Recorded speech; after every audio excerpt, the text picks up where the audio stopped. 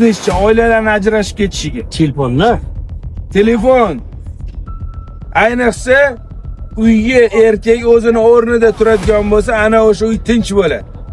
Agarda ayollarimizga qo'yib beradigan bo'lsak, bu ayollarimizning nafsi bizani oxiri olib borib qatgacha olib bordi.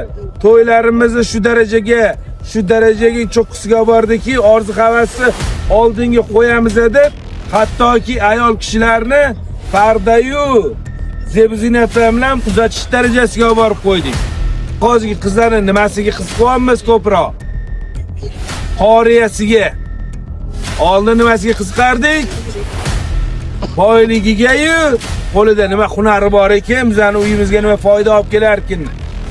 U shayton o'zining ishini qilyapti. Biz o'zimizning ishimizni qilishimiz kerak. Nima bizning ishimiz?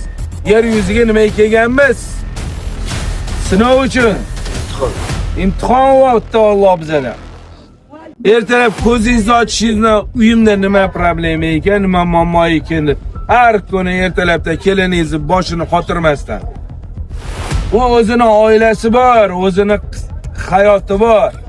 Ertaga o'g'lingizni tug'dirib o'stirdi degani, u sizni butun umr kaprizingizni ko'tarib yashashga degani emas, uning o'zining hayoti bor. Tinmay hayotini qora go'rga aylantirib, ertaga kechgacha uyi tinchligini bizib turadigan oilalar bor. Hech narsadan ko'ngli to'lmaydi shunaqa onalar bor. Oxiri qo'yadigan sharti bilasizmi nima ekan? Xotiningni talovini bermaguningcha men seni oq qilaman dergan shunaqa qaynanalar bor. Ishoning, bitta oilani bizdirib yuborgan qaynana Payg'ambarimiz sollallohu alayhi vasallam aytganlaridek, bitta oilani bizdirgan qaynana meni ummatimdan emas. Asur qosmi ummatdan chiqib ketyapsiz. Zulm yetkazayotgan qaynatalarga tegishli. Siz Payg'ambarimiz sollallohu alayhi vasallamning ummatlaridan emassiz. Bu gapni men emas, Payg'ambarimiz sollallohu alayhi vasallam aytadi. Bitta oilani ajrashtirib yuborib, yetimlarning safini ko'paytirishga sababchi bo'layotgan bir ona yo bir ota ertaga qiyomat kuni to go'rida laqatigacha javob berib yotadi. Keladi o'sha kun.